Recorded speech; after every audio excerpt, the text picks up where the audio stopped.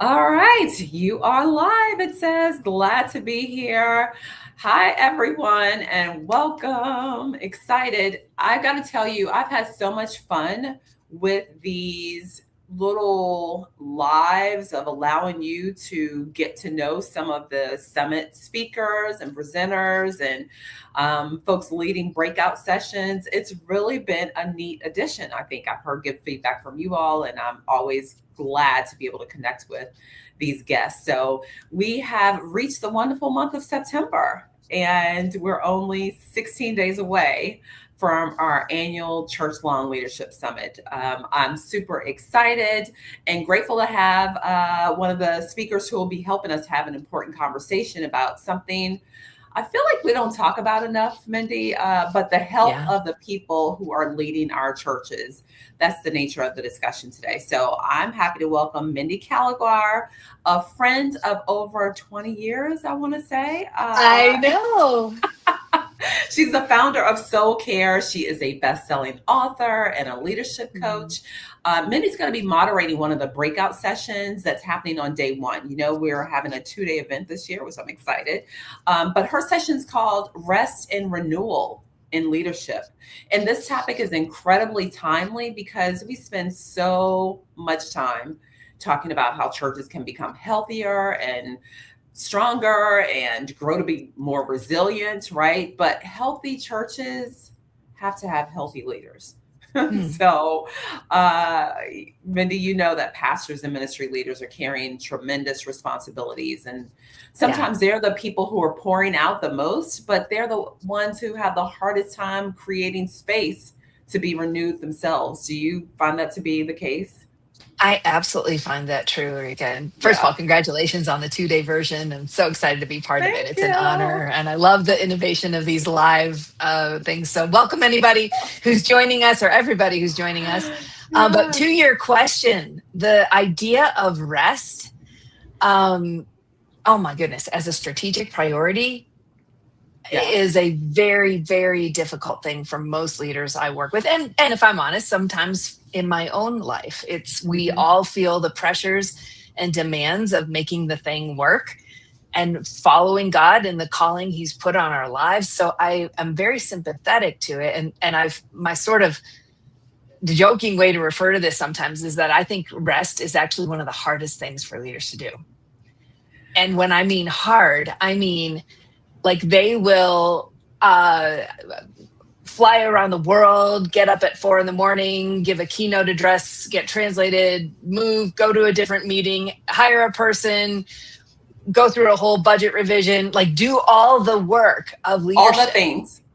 all the things. But if you give them an assignment, and this is a true story from me, if you give a very senior leader an assignment that is like spend 2 hours in solitude sometime in the next month, they'll have done all that other stuff.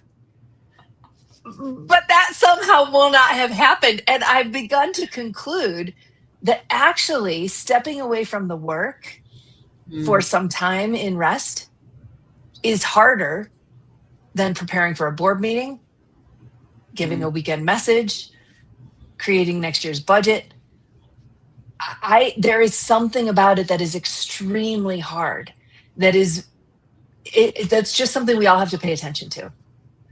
I think that's so powerful. And I heard someone else share that just like many other things in our lives, rest requires practice, right? Mhm. Before you can do anything well, right? I have a son who swims on a competitive swim team. I have a son who competitively plays lacrosse, right? And there's lots of practices. Yep. Right? You get well because you Yep. do things a long time. I think about the Yep. work that I've done, the work that you do, Yep. right? You've done this over A long days time. and Yeah. months and years and decades at this point. Mhm. So I think it requires practice. And I don't know that we present rest as something that is meant to be practiced. Yes. That's why I love the fact that you're going to be leading at the Church Lawn Leadership Summit this meaningful session to discuss Mhm. really the practical rhythms that can help leaders cultivate resilience, right? And to be able to lead with greater purpose.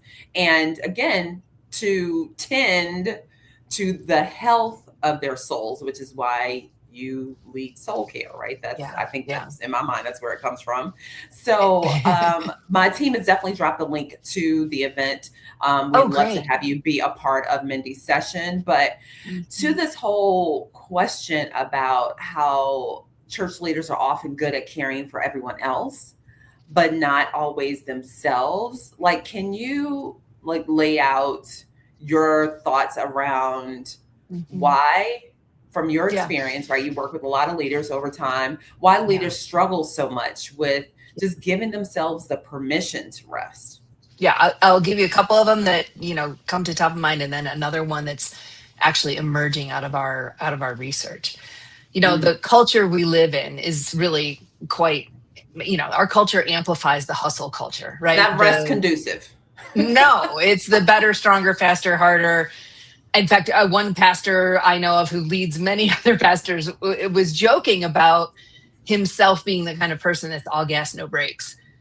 And I hear that, and it kind of gets a chuckle, but it's like, man, let's think about what does that mean long term. We can't. That's not a sustainable vision for life or ministry, and it's in the end very not strategic. And one thing I think we're learning before I get into this research thing is back to your idea of practice. One of the reasons we have to embrace our sort of weakness, our inability to approach rest well as a rhythm, and then give ourselves that, like, I got to think of this like a practice. Like, I'm not good at this now. I got to keep going with a rhythm that teaches me to do this, is in part because of the muscle memory that we've acquired in our culture and in ministries. Like somebody we just interviewed on a podcast recently, who's a very senior leader in a global organization, just said when she took time for solitude and rest, it produced anxiety. Like, she got quiet, all the notifications go away, everything else goes away. And all of a sudden you feel anxious because those are the things that are kind of holding you up day in and day out in some very constructive and God-honoring ways. But when you pull that out, now she's years into this practice at this point, she was describing what it was like at the beginning. And at the beginning, when you take time for rest, your body starts freaking out. Like, this is not normal. And so we do have to engage this intentionally as a practice if we're going to get to a place where we're leading from the overflow, not just climbing out of deficit and then getting back to a zero state, and then deficit, and then zero state, and then deficit, and then zero state. Well, now, how would we actually be leading out of overflow? Okay, so the thing from the research, Arika, this is hard to say. We haven't published it yet, but we're working on a couple avenues that we might do this. But it turns out that for people in ministry, you may already know this, there's a disproportionate amount of people entering ministry, seminaries and other places that they get this data from, who have scored very high on the ACEs score, the adverse childhood, right? So ACEs scores, trauma among people who are entering ministry is higher than the general population. Now, there's a beautiful side to that that's about how out of our own recovery and healing, we're able to bless others. There's all that. But there is also a piece of our traumatized childhood or how we show up into ministry that makes care coming towards us look like a threat. And these are deep, deep, deep. This is way below the muscle memory. This is way below all these other things. This starts to get into what I believe God is doing in our day, which is a deep healing of the areas of leaders' lives that have in some way perhaps contributed to their resistance to receiving care, to taking time for rest. I think it is as well. Can I just say, I just had to look up what that E meant. So ACE stands for Adverse Childhood Experiences, and it refers to potentially traumatic events that occur in our childhood, such as abuse, neglect, or household dysfunction. So what you're Yes. saying is leaders, it sort of makes me think about therapists, right? They probably a Correct. disproportionate amount sort of go in like, I'm trying to figure all these things out. Yes. And Yes. maybe our leaders say, well, I want to help other people because I really could have used this kind of help. Right. And when that's coming from a very healed place or healing place, that's as it should be. That's a beautiful testimony. That's a beautiful reality. That's my story. I had a lot of severe soul neglect. And then through a season of healing, I'm able to bring this message to others, and I love it. But sometimes we bypass our own healing, and we've come to a point where we think our only value is when we actually help other people. And so it's out of a aching, unhealed place that we enter leadership. And man, those can be some very powerful drivers if you've got a lot of superpowers sort of in the flesh, and you can go make stuff happen. But man, there's an ache that I think God is healing right now. He's moving in. So first of all, Mindy, you and I have talked offline about really the power I think that is in this area of healing your soul. I was raised in the church, was saved at a young age. So specifically June 14th, 1987, right? Long time.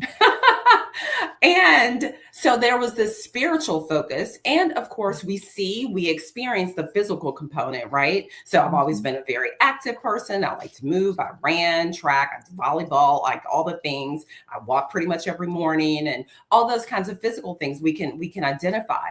But the soul, I feel like, has been a missing component for so many. And that, I think, is where that trauma really gets healed. And I also think about how the word says, it is my will, this is Jesus speaking, that you prosper and be in health, even as your soul prospers. It doesn't say as your spirit prospers, it doesn't say as your body prospers, right? But there's something about that soul. So I'm thinking about this whole area of like, when it comes to burnout in leaders, right? How can a leader recognize that they are in this area of maybe reaching the point of burnout, or God forbid, as we've seen so often, a major leadership crisis, right? How can a leader recognize that they're running on empty? And like, what are the warning signs that you encourage them to pay attention to? Yeah. And first of all, free on our website every day, all day, is a soul health assessment that people can go and take. And it's just out there, and it provides questions, gets you thinking about those things. Because at Soul Care, we talk about being on the prevention side of the burnout, the flame out, and the dropout. The flame out is the career ending, headline making, stuff that you're talking about. But all three of them are where our current reality in leadership is right now. A lot of burnout, far too many flame out, and the quiet quitting of the dropout. And all of those get addressed in that assessment. So I would say that's a good first step. But the warning signs that I encounter with leaders pretty regularly, there's a fatigue that sometimes just doesn't go away. And you change your nutrition, you change your workout schedule, you try to fix it, but there's a fatigue that's deeper than physical, but it shows up in fatigue. There's a lost passion for the mission. There's I've been doing this for so long. There's just something of the energy starts to drop. Those are important things to pay attention to, and not just blow past or power through. Another thing I think, especially with leaders, is you can find yourself with a kind of a growing resentment, kind of maybe like Moses maybe felt, that people need to be led. Like, why do they need me to tell them this? Don't they have it figured out? Like, there's just a growing resentment that can sneak in. Another one that is very important to pay attention to, and kind of hard to talk about sometimes, but it's like when sin turned your head a little bit more than it used to, when something is tempting, when ordinarily it wouldn't turn your head. I don't know how else to say it, but it's like, there's this, like, can we begin to notice, like, why did I linger there? Why did my mind go to that way of numbing the pain. When we start to notice that we're attracted to certain things that we know are not good for us, like one of the questions in the assessment is this, and this is how we know people know it's anonymous, which it fully is. But there's a question that says, I'm on the verge of doing something that could disqualify me from my work. Yeah. No, that's powerful. Yeah, it is. And so not shaming, like, guys, let's be honest. If that's true, then let's notice that, let's admit that, at least to ourselves and God, and then see how he might lead us from there. Because this is just what a human soul does when it's been neglected. It's like, this is what makes sense to us. I love how you come to this, which I think is very much God's way, from a non-judgmental standpoint. And that doesn't mean that, obviously sin is not God's heart for us, right? But we also are humans, and sometimes you got to observe, right? Instead of judge, like, just observe, like, where are your thoughts? How are you feeling? What is drawing your attention these days?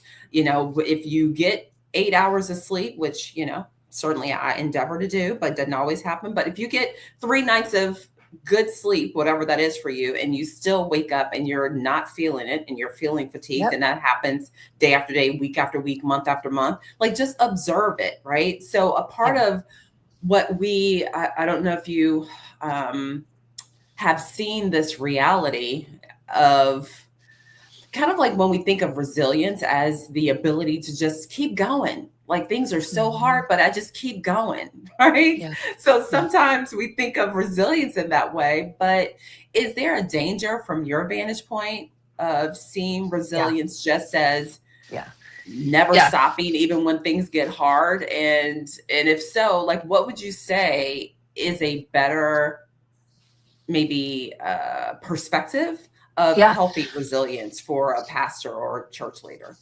Yeah, resilience is a huge topic, many things, dimensions that could be spoken about. But one, like, if we would say, how could we reframe the goal of resilience?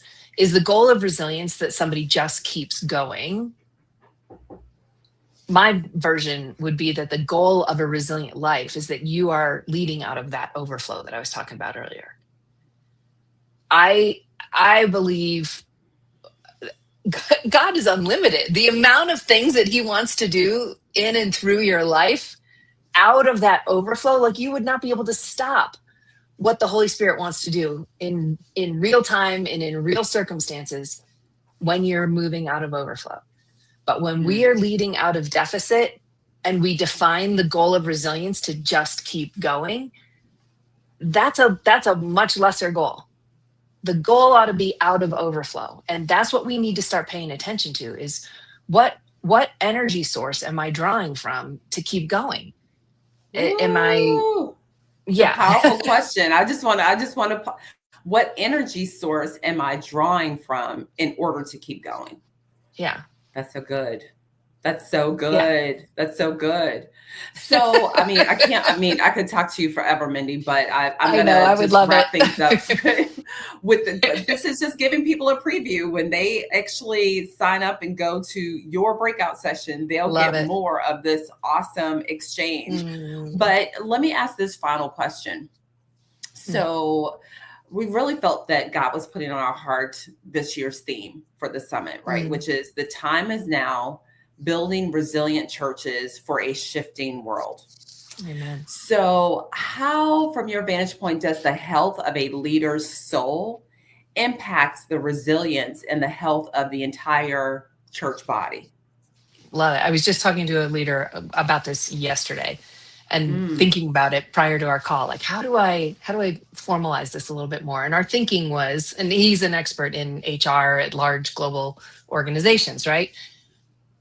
Our theory of change, if you called it that, is that the soul health of an individual, say a leader of a church, drives their overall wellness.